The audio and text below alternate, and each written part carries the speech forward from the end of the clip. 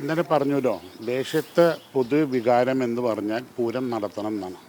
ഇതൊരു കൊല്ലത്തെ പ്രയത്നമാണ്, അതിൻ്റെ പിന്നെ ഒരു ഹാർഡ് വർക്കുണ്ട്.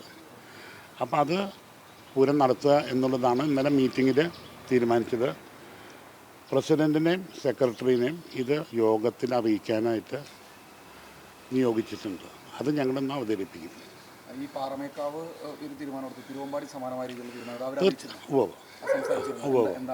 അവരിതുപോലെ തന്നെ പൂരം നടത്താനുള്ള തീരുമാനം തന്നെയാണ്. ഈ രാജേട്ടാ, ഇപ്പോൾ തിരുവമ്പാടി ഇന്നലെ യോഗം ചേർന്നു. അവരും പറയുന്നത് ഈ വെടിക്കെട്ട് ഒഴിവാക്കിയുള്ള ഇതിലേക്ക് പോവുകയാണ് എന്നുള്ളതാണ്. അതെങ്ങനെയാണ് നമ്മൾ പാറമേക്കാവ് നോക്കിക്കാണുന്നത്? ഞങ്ങളുടെ ഇന്നലെ വന്ന ഒരു വികാരം എന്ന് പറഞ്ഞാൽ സാമ്പിൾ ഒഴിവാക്കുക, മറ്റേ വെടിക്കെട്ടുകൾ നടത്തുക. സാമ്പിൾ ഒഴിവാക്കുക, മറ്റേ വെടിക്കെട്ടുകൾ. ആ മെയിൻ വെടിക്കെട്ടും അകൽപൂരം കഴിഞ്ഞിട്ടുള്ള വെടിക്കെട്ടും നടത്തുക എന്നുള്ളൊരു വികാരമാണ് ഇന്നലെ വന്നത്. അപ്പോൾ അതും അറിയിക്കും. ഇന്നലെ മീഡിയയിലൊക്കെ വന്നു, ഇങ്ങനെ ഞങ്ങളുടെ ലൈസൻസിനെ ഓവർ കൂടുതൽ സാമഗ്രികളുള്ള കാരണം അയാളുടെ ഗോഡൗൺ സീൽ ചെയ്യുകയും അയാളുടെ പേരിൽ പോലീസ് കേസെടുക്കുകയും ചെയ്തിട്ടുണ്ട്. പക്ഷെ അത് തീർത്തും തെറ്റായൊരു നടപടിയാണ്. അതിൽ നിന്നും പാലക്കാട് കളക്ടറും പാലക്കാട് കമ്മീഷണറും പിന്മാറണം. എന്തുകൊണ്ടെന്നാൽ പെസോൻ്റെ നിർദ്ദേശപ്രകാരമാണ് നമ്മുടെ ലൈസൻസ് അത് മാനുഫാക്ചർ ചെയ്തിട്ടുള്ളത്. തീർത്തും നിയമപ്രകാരമാണ് ചെയ്തിട്ടുള്ളത്. ഹൈക്കോടതിയെ സമീപിക്കുന്ന അടക്കമുള്ള നടപടികൾ ആലോചിക്കുന്നുണ്ടോ? അത് ആദ്യത്തെ സ്റ്റേജ് എന്ന് പറഞ്ഞാൽ നമ്മളിത് ഈ ഡിസ്ട്രിക്ട് അതോറിറ്റീസിനെയും സ്റ്റേറ്റ് ഗവൺമെൻറ്റിനെയും ഇത് അറിയിക്കുക. അവർ വേണ്ട നടപടി എടുത്തില്ലെങ്കിൽ പിന്നെയാണല്ലോ നെക്സ്റ്റ് സ്റ്റെപ്പായിട്ട് ലീഗലായിട്ട് പോകും.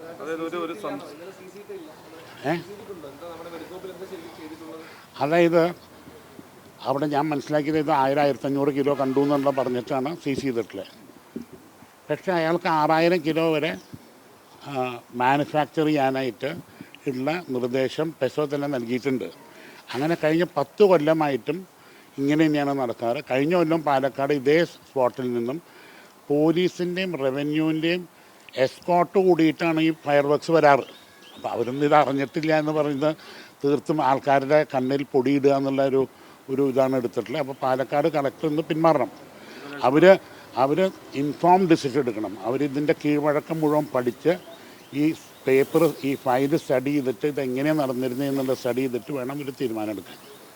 അതുപോലെ തന്നെ ഈ പറഞ്ഞതിൽ നിന്ന്, അതായത് സാമ്പിൾ ഒഴിവാക്കുന്നു, മെയിൻ വെടിക്കെട്ടുകളും നടത്തണം വികാരമാണ് ഉണ്ടായിട്ടുള്ളത്. ഒരു വികാരമാണെന്ന് അതിന്ന് ഈ ചേരുന്ന സർക്കാർ വിളിച്ച യോഗത്തിൽ അറിയിക്കും. തീർച്ചയായിട്ടും അത് അറിയിക്കും. അതായത് ഈ വെടിക്കെട്ടടക്കം നടത്തണം എന്നുള്ള കാര്യം നമ്മൾ അറിയിക്കും. സാമ്പിള് നമ്മൾ കോൾ ഓഫ് ചെയ്യുന്നു. ഈ ഒരു കാരണം ഉണ്ടായ കാരണം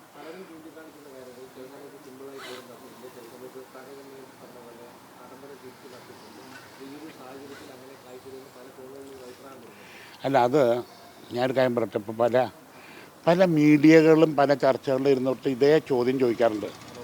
പക്ഷേ ഏറ്റവും കൂടുതൽ ഈ പൂരത്തിനെ ലൈവായിട്ട് കാണിച്ച് പരസ്യം കയറ്റി വിൽക്കണതും ചാനലുകാരാണ്, അല്ലേ? അല്ല, സമൂഹത്തിൽ അഭിപ്രായമില്ല. അങ്ങനെയാണെങ്കിൽ അതിൻ്റെ റെസ്പോൺസ് എന്താണെന്നുള്ളത് ആൾക്കാരവിടെ കാണിച്ചു തരും. പൂരം നടക്കുമ്പോൾ നിങ്ങൾക്ക് കാണാം സമൂഹം ആരുടെ കൂടെയാണ് നിൽക്കണമെന്ന്, അല്ലേ? കുറച്ച് ആൾക്കാരുടെ കയ്യിലാണോ അതോ ഒരു 10-20 ലക്ഷം വന്നിട്ട് അതിനെ വിജയിപ്പിക്കുകയാണെങ്കിൽ ജനം ആരുടെ ഒപ്പാന്നുള്ളത് അന്ന് അറിയാൻ പറ്റും, അല്ലേ? അതാണല്ലോ. അല്ലെങ്കിൽ എല്ലാവരും വീട്ടിലിരിക്കുകയാണെങ്കിൽ നിങ്ങൾ പറഞ്ഞത് തീർത്തും ശരിയാണ്. അതല്ല, റെസ്പോൺസ് നല്ലതാണെന്ന് പറഞ്ഞാൽ ഞങ്ങളുടെ ദേശക്കാരുടെ വികാരമാണ് ശരി എന്നുള്ളതാണ് എൻ്റെ ഈ തീരുമാനത്തിൻ്റെ ഭാഗമായിട്ട് മുന്നോട്ട് പോകാൻ തന്നെയാണെന്ന് അവിടെ സർക്കാരിനെ തീരുമാനം അറിയിക്കും. അവരായിട്ട് കൂട്ടി യോജിച്ച് ഒരുമിച്ച് പ്രവർത്തിക്കും. മന്ത്രിതലത്തിലുള്ള വല്ലവരും യോഗത്തിന് ശേഷം വിളിക്കുകയോ സംസാരിക്കുകയോ എന്തെങ്കിലും തരത്തിലുണ്ടോ? ഉണ്ടായിട്ടില്ല, ഒന്നും.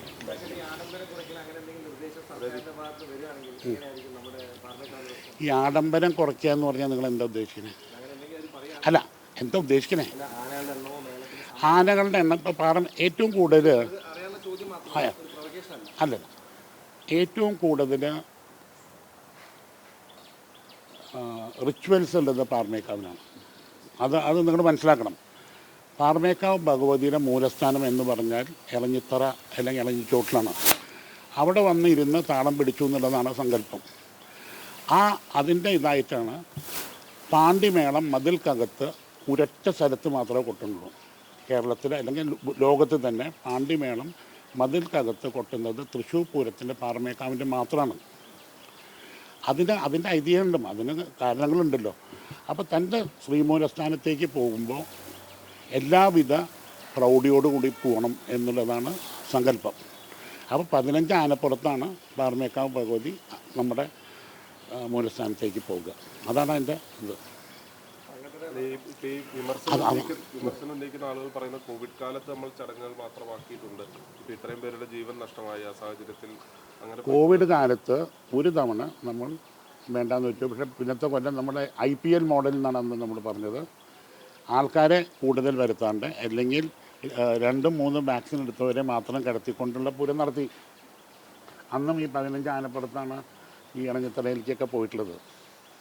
ഈ വെടിക്കെട്ട് നടത്താൻ കഴിയും, പകൽ വെടിക്കെട്ട് നടത്താൻ കഴിയും, അല്ലെങ്കിൽ രാത്രി വെടിക്കെട്ട് നടത്താൻ കഴിയുമെന്നുള്ള പ്രതീക്ഷ ഇപ്പോൾ ഉണ്ടോ മന്ത്രിതലത്തിൽ? ജീവിക്കുന്നത് തന്നെ ഒരു പ്രതീക്ഷയല്ലേ. നമ്മൾ അടുത്ത മിനിറ്റ് ജീവിച്ചിരിക്കുന്നുണ്ടോ എന്ന് നമുക്കറിയാം. എല്ലാവരും പ്രതീക്ഷ.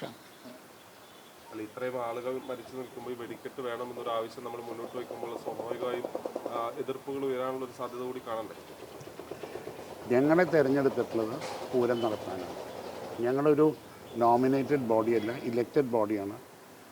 ഇവിടെ ഇലക്ട് ചെയ്തിട്ടുള്ള ആൾക്കാരെ ഞങ്ങളോട് പറയുന്നതല്ലേ ഞങ്ങൾ ചെയ്യാം. അല്ലാണ്ട് ആ ഒരു വികാരം എന്താ വെച്ചാൽ ഇത് ദേവനുള്ളത് ദേവിക്ക് കൊടുക്കുക എന്നുള്ളതാണ് ഒരു പൊതുവികാരം വന്നിട്ടത്. അത് അതനുസരിച്ച് ഞങ്ങൾ അവതരിപ്പിക്കും.